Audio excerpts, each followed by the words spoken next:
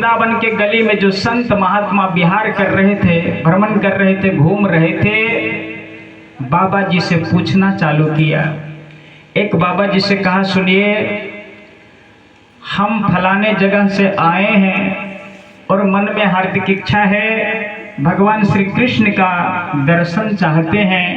हमने सुना है कथा में कि भगवान वृंदावन बिहारी श्री वृंदावन धाम में विराजमान है, ठाकुर जी का मैं दर्शन करना चाहता हूँ। महात्मा जी प्रसन्न हुए कि बड़ी अच्छी भाव है आपके, जाइए फलाने मंदिर में भगवान श्री ठाकुर जी विद्यमान हैं, दर्शन करिए। इशारा किए महात्मा जी मंदिर की ओर।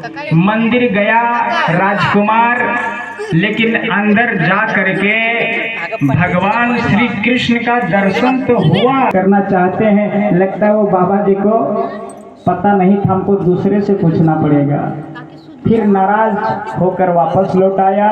कुछ दूर गया, फिर दूसरे महात्मा से प्रश्न किया, बाबा हम बड़ी दूर से आए हैं, भगवान श्री कृष्ण के दर्शनाभिलाषी हैं, कृपा करके मुझे भगवान का पता बता दो, मैं श्री कृष्ण का दर्शन करना चाहता हूँ। तो वो महात्मा ने भी मंदिर दिखाया कि जाओ फलाने मंदिर में भगवान का दर्शन हो जाएगा।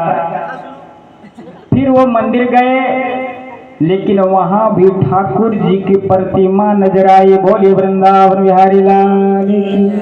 भगवान की मूर्ति नजर आई। उनका मन में था कि मैं साक्षात दर्शन करूं ताकि मिलें और बात करें, लेकिन भगवान की प्रतिमा और मूर्ति नजर आई, बेचारा उदास हो गया।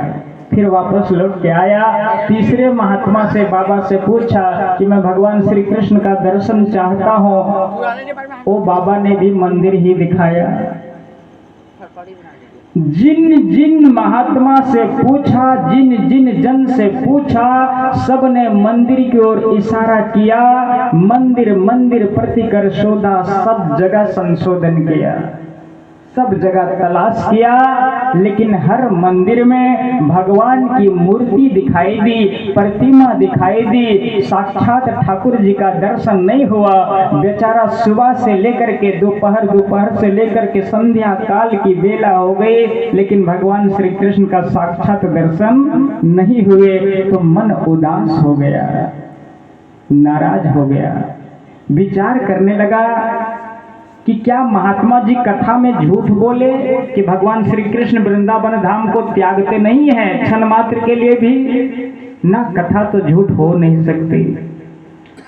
लगता है मेरे भाग्य में भगवान का दर्शन नहीं लिखा है।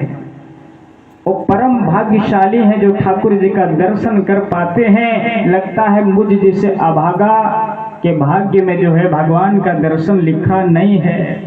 हमें बिना दर्शन के लौट जाना पड़ेगा, मेरी इच्छा पूर्ण नहीं होगी। बेचारा उदास हो गया। लेकिन जो भगवान के श्री चरणों में विश्वास रखता है, उन दास को ठाकुर जी कभी उदास नहीं होने देते। केवल भरोसा होना चाहिए। परीक्षा भगवान बहुत लेते हैं। मैया सबरी की भी परीक्षा लिए बहुत, जबकि उस काल में भगवान स्वयं धरा धाम पर लीला कर रहे थे, लेकिन फिर भी माता सबरी को जुआ बाल्य अवस्था से लेकर जुआ अवस्था से लेकर के वृद्धा अवस्था तक भगवान की प्रतीक्षा करनी पड़ी।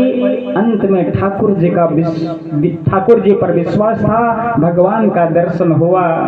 उसी प्रकार जो भगवान पर भरोसा रखता है, विश्वास करता है, भगवान उनके मनोरथ को खाली जाने नहीं देते हैं। वह दास उदास था। अब सोचा कि वापस हमको लगता बिना दर्शन के खाली लौट जाना पड़ेगा, लेकिन भगवान की ऐसी कृपा हुई। जब लौट रहा था, वृंदावन धाम में ही था, मंदिर से वापस आ रहा था, मुंह लटघर मिल गया ठगने वाला। और भीड़ भाड़ की जगह में, प्रायः तीर्थ में ठगने वाले ज्यादा अक्सर मिलते हैं, ताकि यात्री लोग आए, हम बरगलाएं यहाँ वहाँ से इधर उधर सामान रखें, कभी पॉकेट मार लें, कभी सामान लेकर के भाग जाएं। तो ठगहर था, ठगहर के दृष्टि में वो राजकुमार भेंट गए। ठगहर ने देखा कि अरे ये तो लगता बड़े